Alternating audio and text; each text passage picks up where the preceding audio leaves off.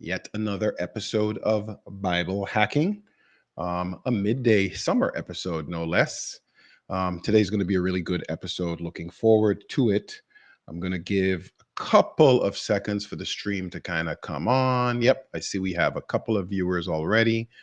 Give me another episode of Bible Hacking. Oops, 1 second. A midday summer episode, no less. Today's going to be a really good episode. Looking forward to it. Yeah, I had the YouTube playing in the background, so it's now off. Okay, so as I was saying, midsummer episode of Bible Hacking. We have a scholar with us today. Her name is Dr. Madison Pierce. I'm going to very quickly bring her on. We're going to be talking about a really impressive tool. It is available for free. We're going to share some files with you, et cetera, et cetera. As usual, I'll ask you if you have questions, throw it in the chat. Just to make sure everyone is actually getting this, tracking it properly, feel free to hit me like a 1 in the chat below so that I can see that you are online, that the audio is clear, that you can see, that you can hear. Just give me a quick chat, a quick 1 in the chat, and then we will be able to rock. So let me go ahead and bring Dr. Pierce in. How are you, Dr. Pierce? I'm doing well, thanks. How are you doing? Fantastic. It's an honor to have you here. So let's jump straight into it. I want to be super respectful of your time, obviously. Let's start with, tell us a little bit about yourself, your background, and what you're doing up there in the cold part of the U.S. Hi, I'm Dr. Madison Pierce. I am primarily a New Testament scholar, and I grew up in Texas. You'll hear that in my accent. I've lived a little bit of everywhere, though, so my accent's a little funny. So you might pick up on our bit of time in the Midwest. We spent some time in England, some time in Canada, and then back in the Midwest, and now we're in Michigan. So I'm in Holland, Michigan. I'm an associate professor of New Testament at Western Theological Seminary. Awesome. Thank you. Thank you very much for that little intro. Do you have a specific focus on, parts of the New Testament? I think I know, but for the audience that doesn't know, and the reason I say I think I know, I crossed paths with Dr. Pierce for the first time at last year's scholarly conference with the worst name in the history of any conference, SBL, ETS, AAR, IBR / 12 other acronyms all slammed behind each other. But I heard a talk of hers there. So do you have a specialty in New Testament that you focus on?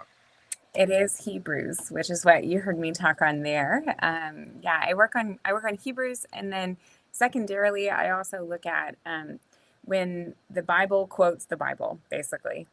So I wrote a book on the quotations of Scripture in Hebrews. Interesting. Yeah, Hebrews was one of those weird books, and I'm going to ask the controversial question before we get into Notion stuff. Who wrote Hebrews? I have absolutely no idea, but I don't think it was Paul. Okay, fair enough. Yeah, but Hebrews is one of those books that, in my opinion, like, I'm definitely no scholar on Hebrews, but it seems to have a lot of quotations in it, a lot of places where it quotes the Bible itself. So for that reason, I tend to be very interested in the book of Hebrews. I am no scholar, as I've said probably 3 times already, but my proclivity is more towards the Old Testament. So Hebrews, I felt like it quoted the Old Testament a lot. So I really, that really resonated with me. Anyway, on to the more important stuff. So you and I crossed paths at the conference. I heard your talk, gained a lot of respect for you. And a couple of weeks ago or so, I heard you, or I saw you online on Twitter. By the way, follow her Twitter. I saw you mention a tool that I personally use a lot for just about everything, namely Notion. And I thought you were referring how you were doing something in biblical research with it or biblical study with it, and that caught my attention. So tell us a little bit about Notion, 10 seconds. And Notion is free. At least there's a free tier. You can go and get it at the website is notion.so, like September, October. Very straightforward. You go there. It's a web-based app. You get it on your phone, get it on your PC, use it in the web browser. Like I said, there's a free tier. So this is not a marketing pitch getting you to buy anything particularly. I still use the completely free tier, which includes AI functionality. So I would suggest you get on that really quickly. But nonetheless, What is Notion, and what do you exactly use it for, Dr. Pierce? Notion markets itself as a workspace, and that's precisely what it is. So it's basically this very versatile tool that can bend and move and do all sorts of things to help you in everyday life and research and all sorts of things. So I'll stop there because you said 90 seconds or so, or 5 seconds. Excellent, excellent. I see a friend of mine, Philly Fox, in the chat. Thanks for joining us, Phil. Always great to have you, brother. Actually, up in Michigan as well. So Michigan represent in the house. Back to what I was saying. So Notion. So yes, organizational tool. I personally use it for keeping track of my to-do lists, everything from school related to-do lists to business related to-do lists, forming a company. What are the 5 steps that I have to do? I use it for tracking blog posts. Like, it's a wildly flexible tool. So let's dig into your usage of Notion for biblical research. And let me take a step back on that for a quick second. Why would you, and I know this is a little bit of a leading question, but why would you use any technology for, helping you study the Bible? What's the point there of engaging the technology? Yeah. Well, I mean, I use Notion for personal stuff as well. We went camping last weekend, and I have basically a checklist when we're going camping that every time I duplicate it, make a new one, and all of that. I mean, that's like a simple use. But for me, using any kind of tool in studying the Bible is really important because it just enhances our ability. I mean, technology is something that we can that works for us. And so, as someone who is dedicated to understanding scripture as best I can, I feel like these resources and tools, whether they be older technologies like these or newer technologies like Notion, they are things that come alongside us and allow us to effectively test the spirits. It's not that the spirit can't speak through us just kind of picking up scripture and accessing it, as kind of a blank slate. But these are things that we can use to help us to discern well together.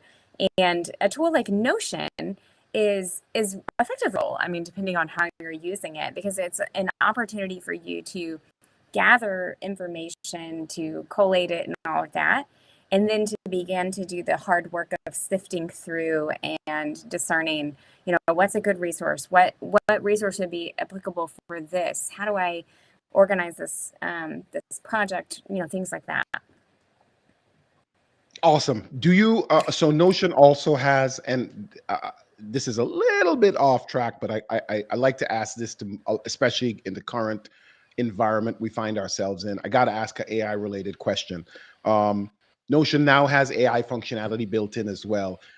Not specifically the Notion AI functionality, but AI in general. As a biblical scholar, what are your thoughts on AI? Yeah. I'm by no means an expert. I've looked into it a bit. I know that there's been a lot of anxiety from educators about AI, but ultimately, in the same way, or what I was just saying is that technology is something that we utilize and that serves us in our discernment process, but it still has to be evaluated. Examples. I think that what I've seen some friends doing with AI is to sort of polish their prose. So they'll put a paragraph in and hope that the AI will kind of smooth it out. I actually at one point asked the Chat GPT, who wrote Hebrews, and it spit out something honestly nonsensical. There were several points where it wasn't just that I would nuance that differently, but they're actually factual inaccuracies. And so, again, what this represents is the fact that it can be a really helpful tool, but it doesn't displace the human brain and the tools that we've been using for centuries. So I think that it provides us with the opportunity to be creative. I've seen people talking about, putting an outline in and then being able to, put that into prose or to get some kind of bullet list. It can work through data really quickly. So you could say, give me a list of all the times that X happens in the Bible. And those sorts of things are so useful. It's like Google. But I'm still discerning what that will look like for me going forward, both as an educator and as a researcher. Awesome.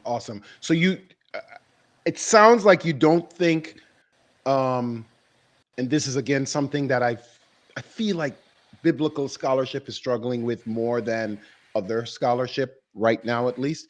Do you feel like artificial intelligence infringes in any way, shape, or form on the notion of humans being created in the image of God? Deep, eh?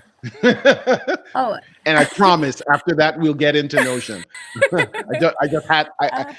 And let me give, while you're processing that kind of weird question. The reason I keep asking this, and I've asked this to multiple other scholars, I will be actually having a talk where I discuss this in depth with Dr. Carmen Imes, who just wrote a book all about the image of God. And our entire talk is going to be about that. I don't know her take on it. I have no idea what her opinion on it is going to be as yet.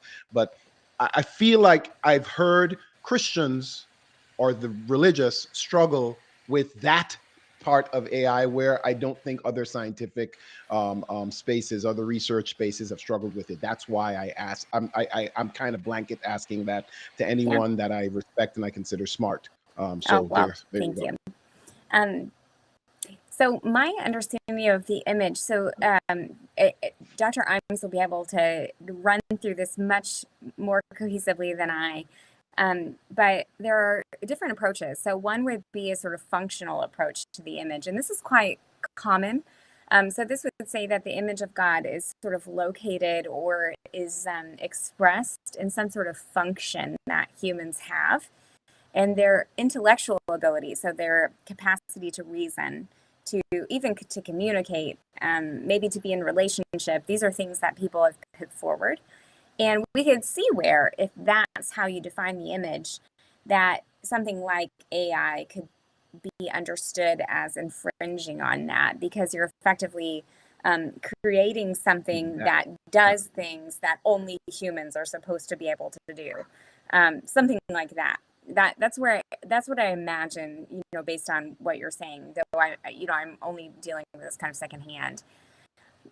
Define the image in that way, I would understand the image to be something like just being human, to be in the form of Christ. Christ is the image of God. We are in the image of God. And so AI created by humans. No, it can't. It can't. Gotcha. Artificial intelligence is not in special relationship with God. That's a privilege reserved for us.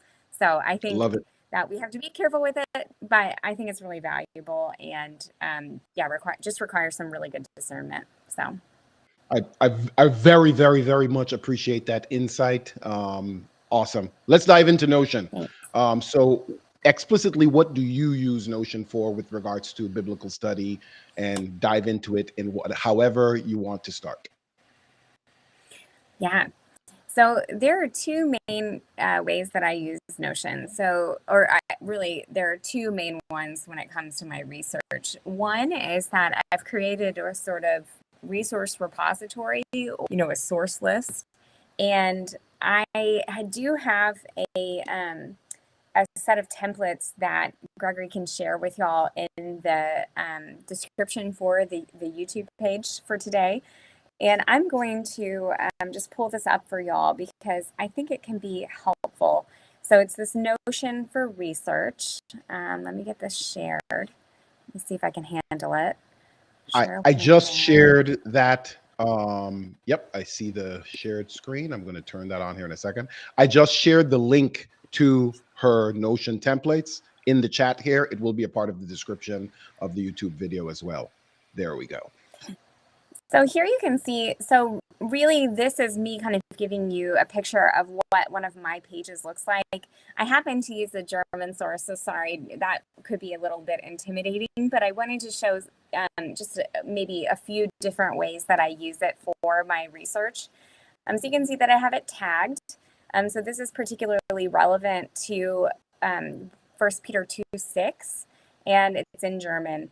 And so those are two different ways that I could search it. But I should back up a second and say that because Notion is so versatile, what you'll see when I go to the other page is that the set of tags is completely different. So one way I do it is for sources, going back, and I'll show you all this in more detail later, but I realize I need to stay a little bit broader for a second. And then the other way is sort of project management. And so this is where, if I'm working on a book project, if I'm thinking through something, then I'm using Notion. I most recently I'm currently writing a paper on God in Hebrews. And basically the organizers for a conference that I'm attending asked me to write this big overview of God in Hebrews. And they gave me a list of questions. And so what I did was first I used an old-fashioned technology, which was paper and highlighter, and sort of cataloged all of the appearances or sort of mentions of Father, Son, and Spirit in different colors. And then I used Notion to put all of that data in and then to begin organizing it. So I started out with it all sort of like, Hebrews.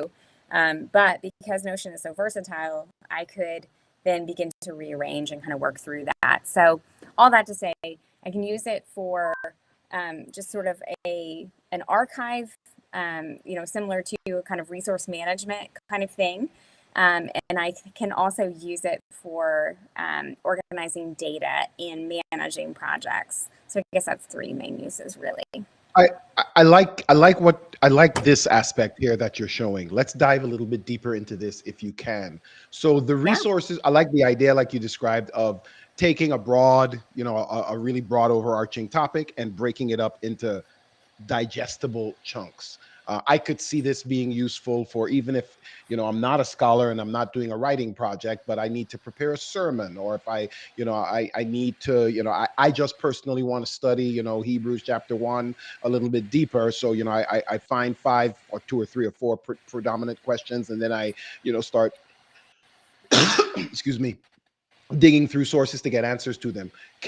What are those links in the bottom part of gospel reading? Are those like references to something? Yeah, so this particular view is actually my project management. So this is a book I did. So you can see the tasks and everything, but I'll jump over to the page that I've been working on. So, awesome. I mean, the search feature is awesome in Notion. So this is a bunch of stuff I've been working on. I've got these questions that I've got to do, and I have this link to data. So I'm going quickly, but no, this is perfect. And then I have these ordered by appearance, and then I have them sorted. And basically what I've done is, rather than having them just sort of all in a row, what I went through and I thought about, okay, what are the designations for God? What are designations related to actions, which I know this is super formal language, but basically there's a lot of places in Hebrews where God is described as the one who does something. And so I thought that's something that feels kind of interesting to me. And so I want to make sure that I flag it. So I gave it its own little category. Have these actions that God does in Hebrews. Some of those, a lot of those, again, but the quotations in Hebrews are often spoken. And so one of my interests is God speaking in Hebrews. And so there's lots and lots of verbal communication that God does. So those are there. But anyways, this is just an illustration of all of the kind of categorizing that I did and some of the ways that I use Notion for that project. So look, functionally speaking, while you are reading and doing your research, you actually have a Notion page open and you are typing in these notes in here so that you can structure and order them. Mm-hmm. Yeah. And I do that when I'm reading scripture. I do that when I'm reading a book. I just find it so helpful to have all of it located here. And because that that search function is so powerful. If I write a note down and I can't remember what page I put it into, which is very possible, then I'll just, if there's a word or something like that I can remember from that, I just type that in and it pulls it right up, because it doesn't just search the titles of pages, it searches the content as well. Show us that. Demonstrate the search functionality of Notion. Oh, yeah. Looking through because you seem to have a big body of research here. So give us an example of using that search functionality. Yeah. So let's see. If I want to look at, trying to think of something I actually have in here. Let's see, embodied. So you can see there in one of these, or let's see, if I type in Holy Spirit, and that should, oh my Lord. And then you're starting to get all sorts of stuff. So those are just a couple of examples. I'm sorry, I can't think of a good one off the top of my head, but As a matter of fact, that one was perfect. Do the embodied one again. Do the embodied one again. I'm assuming those links are clickable. Oh, they are, absolutely. Yeah, so it goes straight to that page. And this is technically a translation of a source. So this is a similar page to that one that I showed you on the on my template page. So what I do is actually translate the German on Notion. And I think that may not be as helpful to everyone, but you could do this if you happen to know the original languages. If you're translating Greek, you could put that in Notion and be able to find some of your translations and things. But when I'm translating from other languages, I tend to write it down so that it's something that I don't have to repeat later on. Now, just to be clear, is Notion doing the translation, or is Dr. Pierce doing the translation? I feel like Dr. Pierce is doing the translation. Yeah, I am. I wonder if Notion could do it for me, though. I should ask it. That would be helpful. Nowadays, it probably can. But yeah, that's another case for another time. So give us maybe one or two other use cases of where you use Notion that it's extremely useful, again, for your studies. Yeah. Let's see. Let me look at my list over here. I mean, what's been really useful for me is the actual like project management and stuff. But it's just it's really important to me. Organization is just it's a feature of or it's a value for me. And I understand a lot of people will say, well, I'm not organized, or this tool seems too complex or something like that. If Notion's too complex, that's fine. Find a system that works for you. But it actually can be quite simplistic. It can work basically like a notepad. Even if you're not using these really sophisticated features, even if you're not tagging all of that, it can work for you. And maybe to illustrate this, sorry, this isn't answering your question directly, but the most important thing to know about Notion is actually that it creates a database. And so I have two. The sources one is my most important one, or is maybe the easiest one to kind of access at a glance, because that's where I have all of those sources saved. But then I can manipulate this data in so many different ways. And so if you were to say, I'd like to see this as some kind of like Kanban board, then we could start to organize different ways. Like we could do group by verses, and I want to group them. Holy smoke. So, I mean, this isn't necessarily a super helpful way to represent this data, but you can understand. So for like, for my own information, I want to show this just for a second because it's crazy stuff, but that's basically where I have all of my projects that I'm working on currently. And so I'm able to see them at a glance by semester. But this just shows you how versatile the information is. Another cool feature.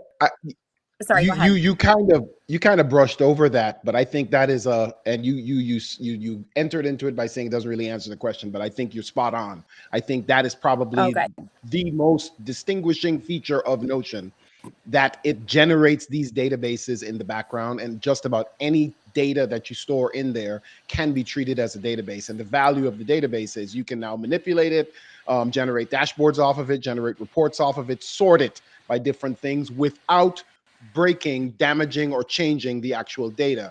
Hence, you were just able to, with 2 or 3 clicks, change your references database and say, hey, I want to view this by verses. And suddenly you have, a table that shows, oh, here are all the Hmm. verses in my references that have to do with Peter. If that's something that's useful, because, tomorrow, next week, next month, you're going to be studying, something on Peter, you can very quickly find in your own references everywhere that I've studied in the past, years, months, 6 months, whatever, where have I come across Peter? That would be a trivial task to generate with the data that you have stored in Notion. That's something that I use Notion for a lot. Oh, good. Recorrelating data that I've already entered Hmm. in there and viewing it in a different manner because it's in a Yeah. database structure. Very, very, very, very useful and very key. You mentioned Okay. something else, which I think is important. One of the pushbacks I hear about Notion all the time is, it's too complex. I learning curve is too difficult. I can't get into this. I don't have the cycles to learn Notion right now. If again, impromptu, would you be willing to just demonstrate starting a Notion page from scratch, like create a new page for Yeah. anything, a to-do list, task list, list of notes that you're researching, anything? Yeah. I want to Let's see. demonstrate how straightforward and how simple it would be if you're starting from Notion from scratch without anything else there. Yeah. So here's the one way to do it. Though most pages will have, or especially if you're at like a kind of database view, you should have the opportunity to create a new page. But here's Yep. another. And so here you go. And you can have lots of templates and things like that that you can use here. But like I said, basically you can just start taking notes. So I could write down, uses for Notion. And I could click on this and then it would start to generate some with AI. And I'm sure that the Notion AI would be really useful on this.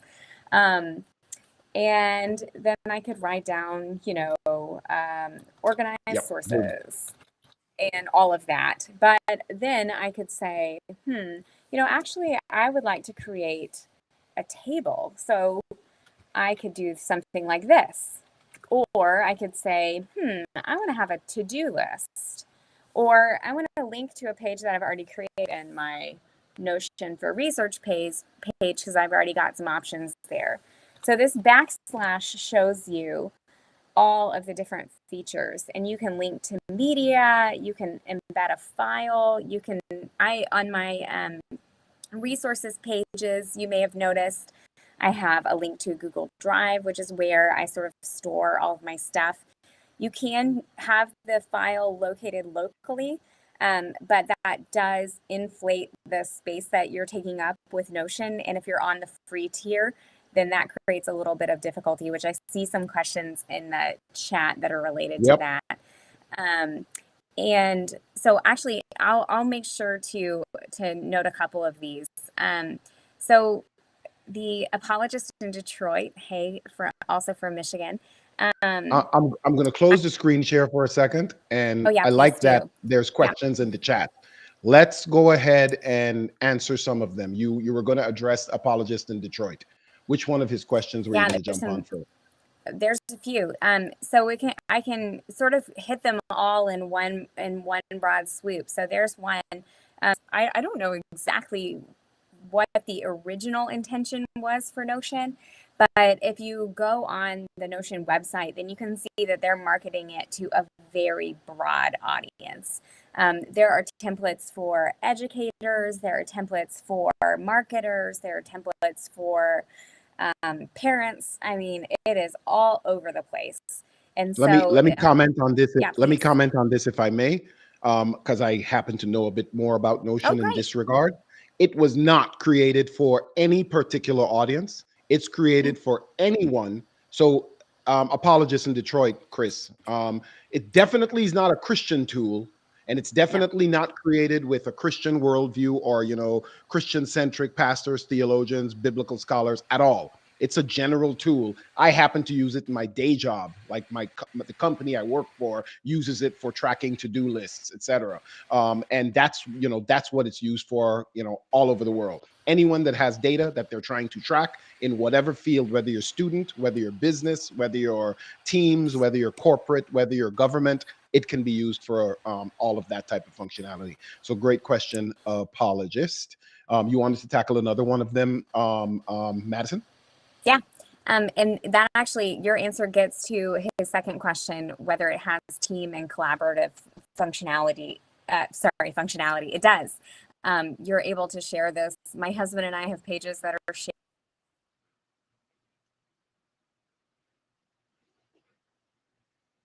Oops, did we just lose Madison? Hold on a second.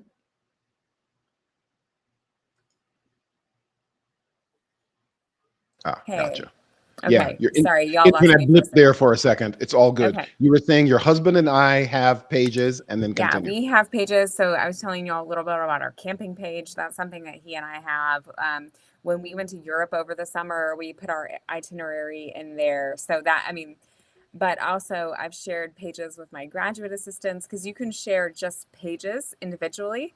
You can share entire kind of workspaces with teams. And even in the last maybe 2 years, Notion has really enhanced the ability to sort of customize what's shared. It's also the case, this is a sort of a side note on this, because I think it's so cool. The page that I've shared with y'all, the Notion for Research, is public facing. And so some businesses are using public facing pages quite a bit. Some of those are not necessarily like broadcast everywhere, but like my husband was telling me that he's aware of businesses that are like marketers who are using Notion to create a page for like pitches that they're using for clients. He's a marketer. I've mentioned marketing a couple of times, so that's why I keep doing that. I know educators who are using it to build their course pages. And for those of you who are leading Bible studies and things at your churches, I feel like that would be a great use of this technology. Yeah, we have a little bit of an internet issue. I'm going to give her a second to pop back in. But yes, okay, hold on. You're back. There.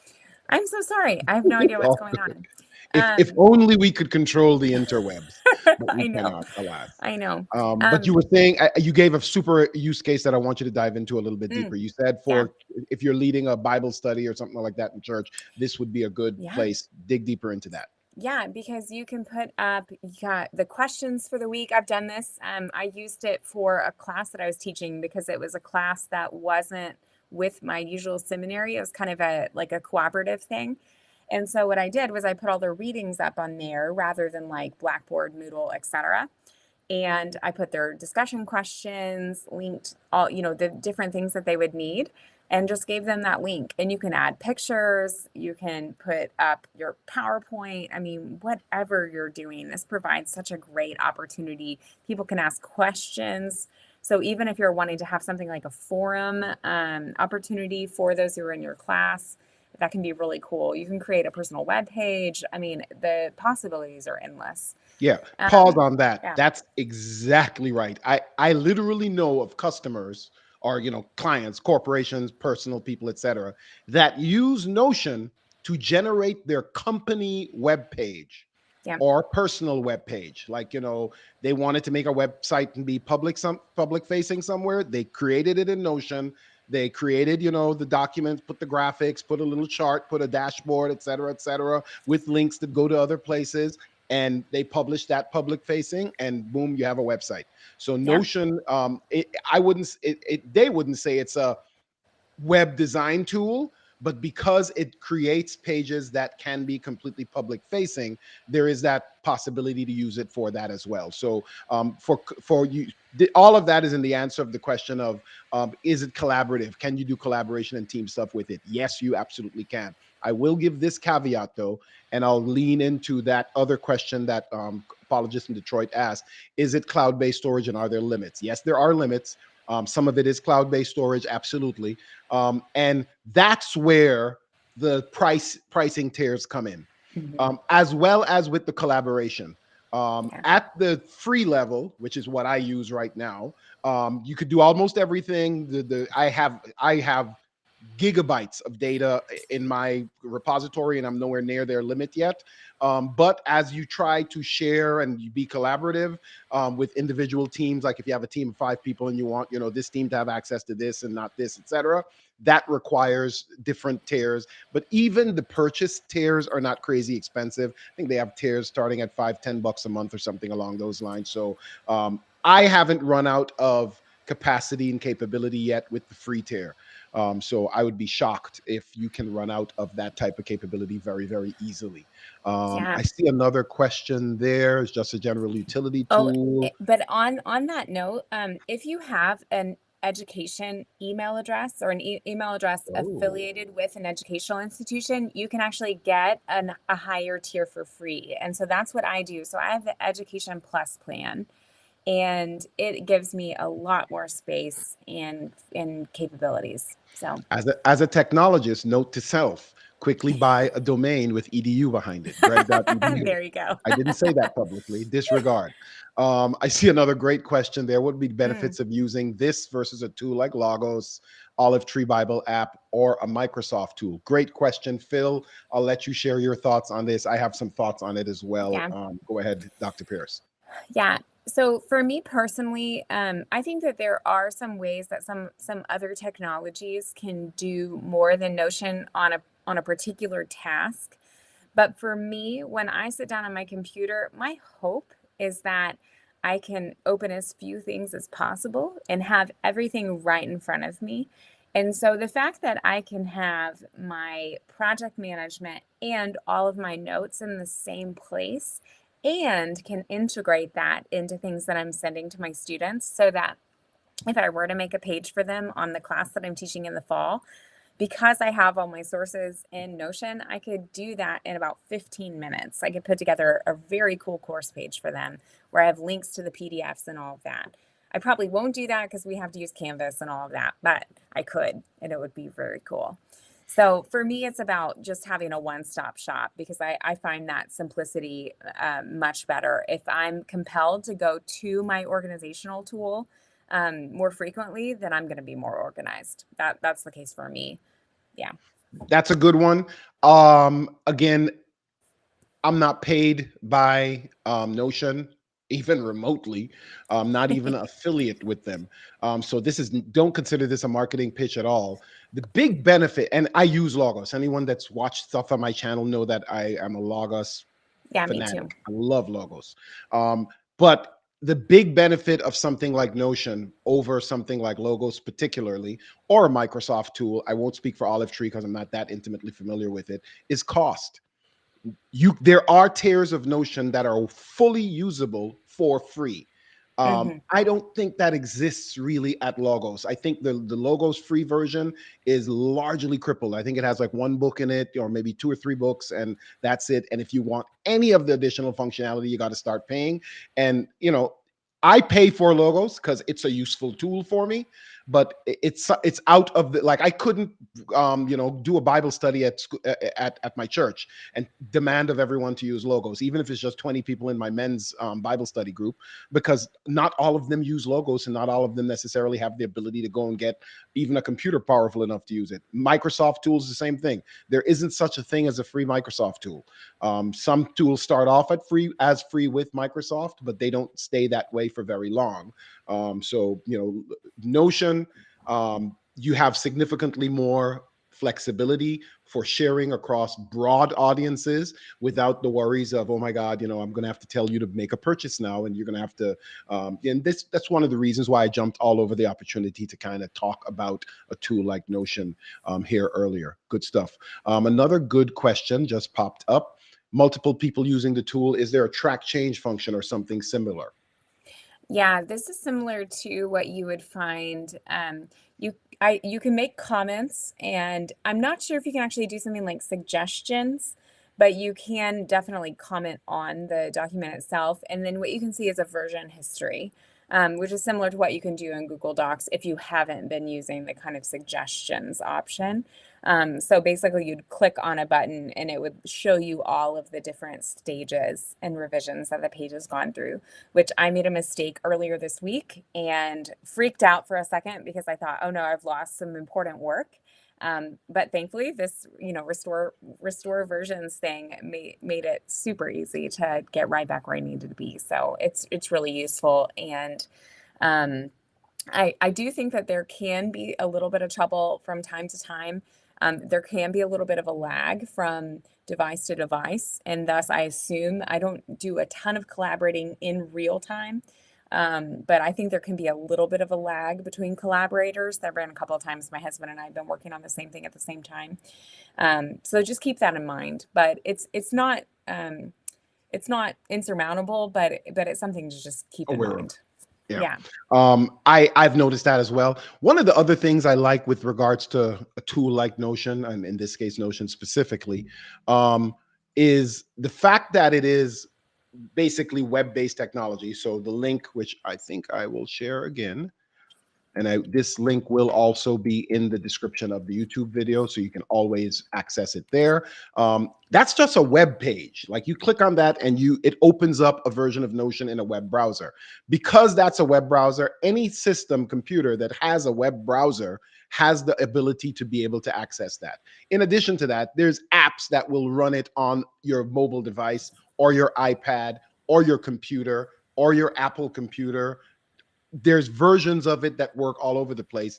That ease of entry into the tool, I think, is part of what makes it so, I don't want to say ubiquitous, but definitely makes it very flexible and very powerful. You can kind of get access to it anywhere. I routinely will be in, a meeting at work or church, and I'll be taking notes on my phone, get home, and while the change doesn't need to be real time, by the time I get home on my computer, the notes are there and updated. So I can now, I have a keyboard and a big screen, and I can tweak them, adjust them, make them look pretty, put a couple of graphs in, put some more links, et cetera, et cetera. But it all started with a quick note that I was jotting down on my phone. As a matter of fact, to prove my point, you can see Notion right there in the upper corner. Like I literally put a widget for create quick note in Notion on the front page of my phone so that I could just click that in the middle of whatever I'm doing, literally grocery store.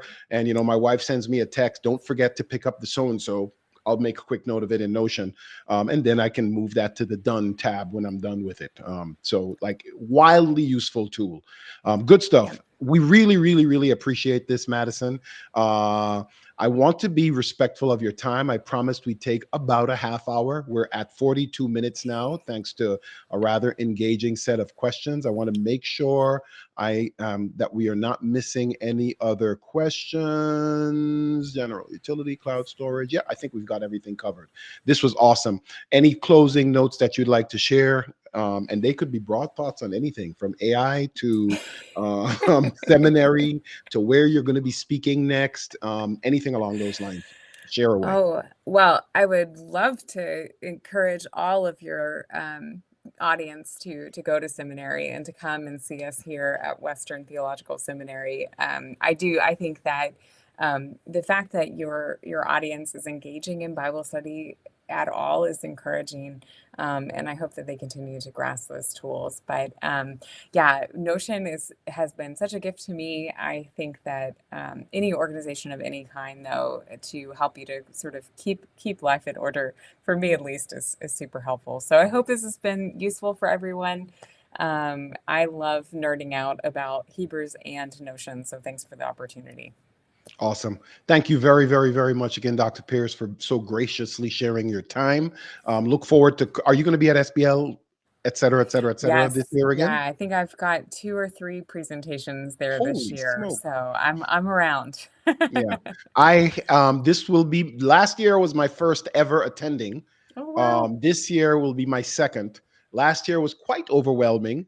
but I got, I kind of got my head wrapped around it. I stupidly went and submitted talks thinking they would not be accepted. I got 2 talks accepted. Both of them Congratulations. are on AI or AI Oh, related awesome. topics. So I will Good. be talking a little bit about AI and using AI to interpret the Bible. So hopefully we are able to cross paths I hope so. in San Antonio, which I probably will drive to, since now that I realize it's San Antonio. Yeah. Yeah. Anyway, looking forward to that. Anyone else that can make it to SBL, ETS, IBR, et cetera, from the audience, definitely come through there. Apologists, we're going to talk in a little bit about the Colossians Forum. This was awesome. Thank you very, very, very much, Dr. Madison. Thank you.